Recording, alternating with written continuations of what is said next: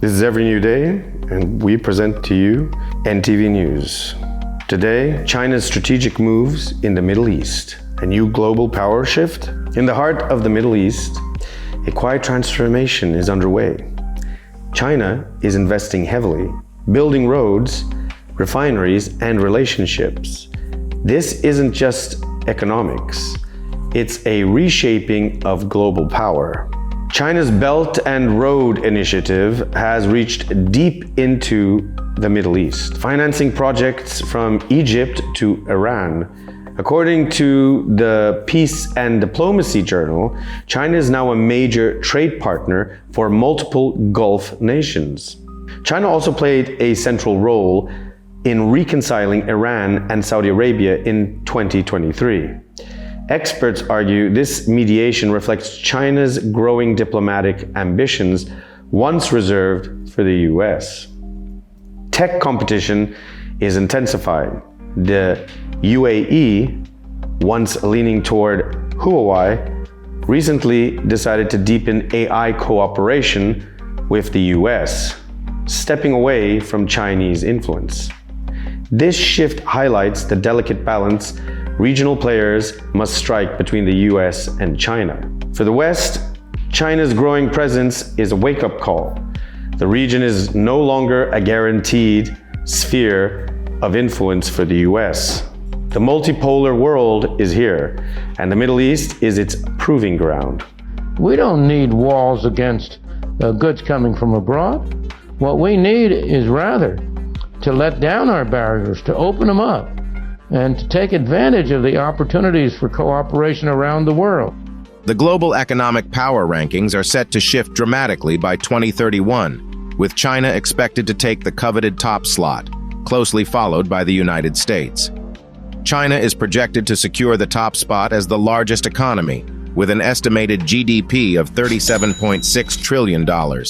This would make China the world's leading economic powerhouse. China's rise in the Middle East signals more than a power shift. It reflects a new era of global competition and diplomacy. The next decade will tell whether this shift brings balance or instability. Well, if anything can be said about China, we don't talk about China, no, no, no. We don't talk about China. It's probably no wonder why President Trump did a tour in the Middle East alongside Elon Musk in promoting AI, tech, and its cooperation. Perhaps President Trump is trying to get a leg up in advance ahead of the Chinese. And by the way, I love China. I love China. How can you not love China? I love China, China, China. China, China, China, China. To assert US dominance. However, nonetheless, can we really trust China, given the fact that they have continuously provoked the West, not to mention enabled certain pandemics, coming out of random laboratories that were unchecked or unsupervised, even though China is a superpower and is a developing economy with a significant influence, not to mention at the forefront of technology.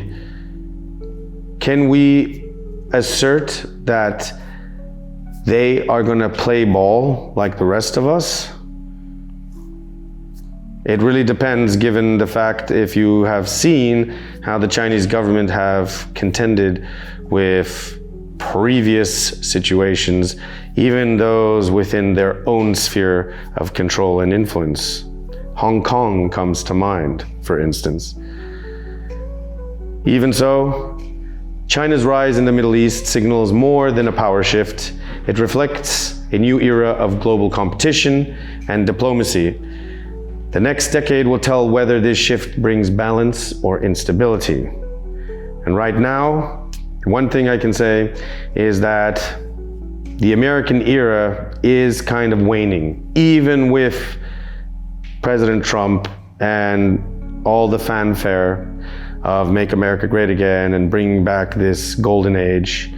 The reality is that we are in the midst of a major global culture shift, which transcends not only the arts and the sphere of influence that the arts give, but also the economic sphere of influence.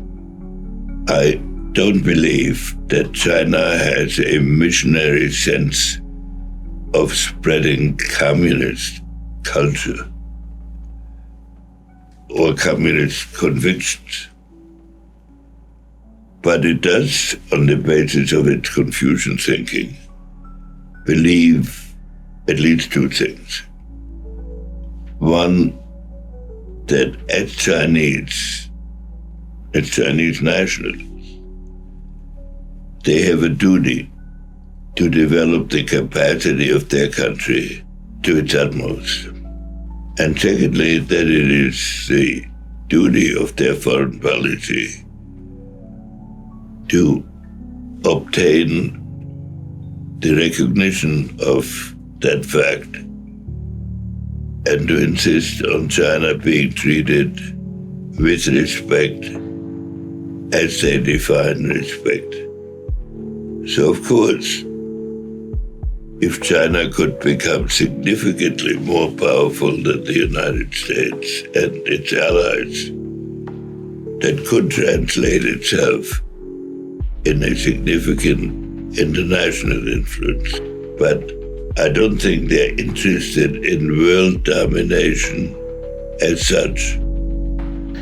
We're seeing this shift from the West to the East.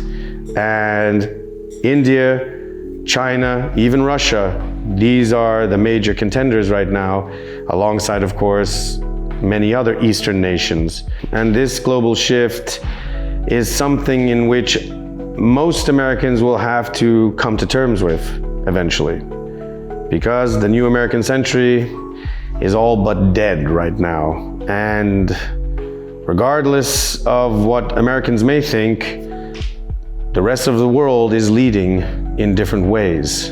Global Trends 2030 report by the National Intelligence Council predicts that by 2030, no country, whether the US, China, or any other large country, will be a hegemonic power.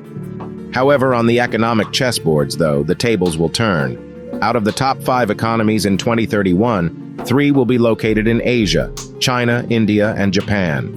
This shift highlights the increasing economic power concentrated in populous Asian countries. And it's not only culturally, economically, also militarily, and technologically. And that is just a reality that we are all facing right now. This was NTV News. Thanks for tuning in. Give us a like, comment down below what you think. Maybe you disagree with me, maybe you agree, maybe you have your own thoughts. We always love to read what you have to say. Subscribe and share. Until next time.